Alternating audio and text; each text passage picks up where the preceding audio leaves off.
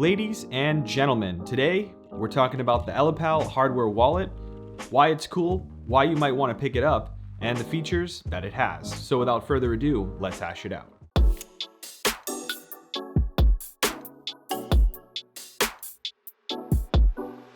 Now guys, this review has been a long time coming. I've been using the Ellipal 2.0 hardware wallet for about the last 9 months, I would say. And just to let you know in advance, for transparency's sake, I did receive this wallet free of charge to review, but it did not influence my review at all. I'm gonna give you my honest opinions about what I think about the Ellipal. As you may know, on this channel, I do a lot of different hardware wallet reviews so that you guys can get an honest opinion about what these wallets are all about and which one you might wanna pick up for yourself. Obviously, a hardware wallet is a best practice. It's something you should have if you are a cryptocurrency holder, but there are so many options out there, and that's why I make these videos. Now, the first place I like to start with hardware wallets is almost always on the physical design because people actually really care about that. There are a lot of other important things, more important things, but the design is cool to talk about. The first thing I have to tell you is the Ellipal is a beautifully designed device. First and foremost, it has the form factor of a smartphone, or an old smartphone at that, but it is beautiful, it's light in the hand, it feels pretty light, but still premium. I think they could definitely improve on the heft of the device. There are devices out there like the Kobo Vault that are pretty hefty and heavy, and they feel like bricks in a good way. Now, the one thing I have to say though is that Ellipal sent me this wallet with my logo on it, and it is absolutely stunning. So I am extremely stoked about how this wallet looks, and it's one of the main reasons why I carry this wallet around with me with my phone, because it kind of sits there in my pocket with my phone. I have an iPhone 10, I guess it is iPhone X, and it sits right next to it. Super nice. So as I was just alluding to, the Ellipal is a pretty beautifully designed wallet. It has a 4-inch touchscreen in its color, and it's actually a breeze to use. I was able to type on this normally. I was able to punch in that seed phrase, which is a giant pain on a lot of wallets, with relative ease because of that. And one of the things about this wallet that I really enjoy is that there are no USB ports anywhere to be found on this device. One of the things people complain about a lot on hardware wallets is that they have a USB port, so you could potentially, as a hacker, bootload malicious firmware onto the device with relative ease. Now, that's obviously something that they took care of. The only input and output on this device is the camera. The only way that you can input things is through the camera in normal day-to-day use. Now, I think that leads us naturally into the security conversation, and this wallet kind of follows the best practices that we see out there in the hardware wallet space. First and foremost, there is a secure element, a secure chip inside the device that stores your actual private keys. Those private keys are never exposed, they never leave the device, and the only way to input any information, like we said, is in that camera.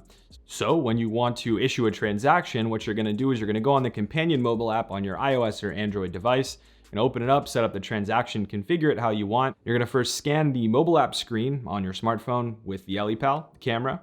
That's going to sign the transaction and then pass you another QR code on this screen on the Ellipal. You're gonna scan that with the mobile app, and that's what broadcasts it. So the only thing that's actually live and connected to the internet is your smartphone, your mobile app, and the only time your private keys are ever in use are on the device, and they never leave that device, nor are they connected directly via a data connection. No Wi-Fi, no Bluetooth, no USB connection, no NFC, none of that. So that's the security model, the posture that they've taken at Ellipal to make this wallet secure. Now, obviously, there are potential attack vectors on all wallets that still claim that you can't ever touch it, you can't plug anything in, because all these devices have the ability to create new firmware and to install new firmware.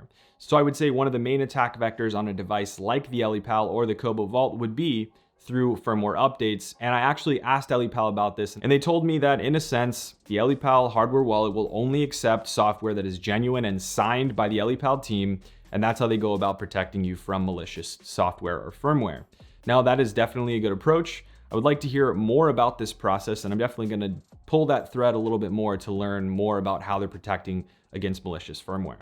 Another thing people ask about is what type of seed phrase can you access on this device? The Ellipal 2.0 hardware wallet uses a 12-word seed phrase, which is more than enough for everyday use and more than enough for any average wallet to use. You have plenty of different options in wallets, and it's plenty secure. And of course, the question that everyone wants to hear is, well, what's the coin support like on the Ellipal wallet? And the coin support is pretty solid. I'll show those coins listed up here on the screen for you to check out. But I've had a lot of people in my audience on other hardware wallet reviews say, hey, review the Ellipal. It's my favorite wallet. I use it for all of these different altcoins and different coins that I have. And I definitely agree. There's a good amount of coin support on here. I know that there's plenty more to come. If you go on their website, I think they have a list of ones that are under development. And of course, it's a slow process, but more will come. But of course, they support the ERC20 tokens, the Tron tokens, so on and so forth. The user interface is something that I really want to talk about on this hardware wallet, because I think this is something that they have really polished to the point where I really enjoyed using this hardware wallet. I think the Ledger Nano X, for example, is a good wallet and the mobile app is beautiful, but the actual physical device is still painful for me to use because of the 2-button layout and how long it takes to type things in, to navigate through the menus.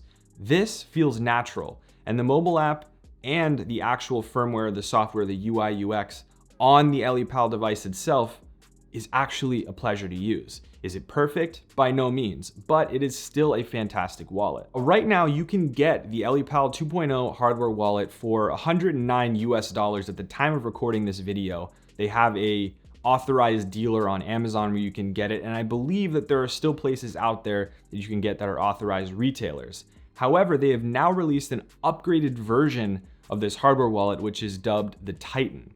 And the Titan basically takes what's good about the Ellipal 2.0 and upgrades it. And I'm working on getting my hands on that Titan hardware wallet to show you what it's all about and to compare to this 2.0 hardware wallet that I've been using for a while.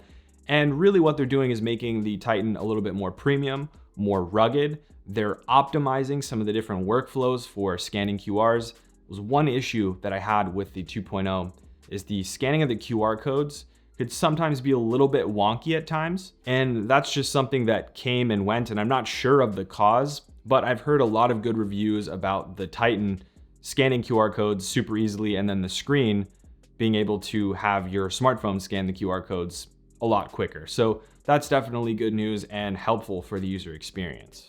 So if you want to check out the Ellipal hardware wallet, you want to pick up the upgraded version, the Titan, this is definitely a great option for someone who's looking for their first hardware wallet, someone who's looking for something with some altcoin support, some good features that feels natural to use for smartphone users themselves.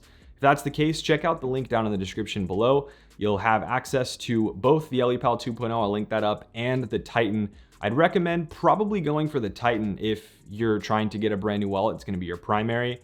But obviously, the choice is up to you. And with that, guys, do not forget to subscribe to the channel and click that little bell notification button so we can hang out whenever I post new hardware wallet reviews or cryptocurrency content or educational material, so on and so forth.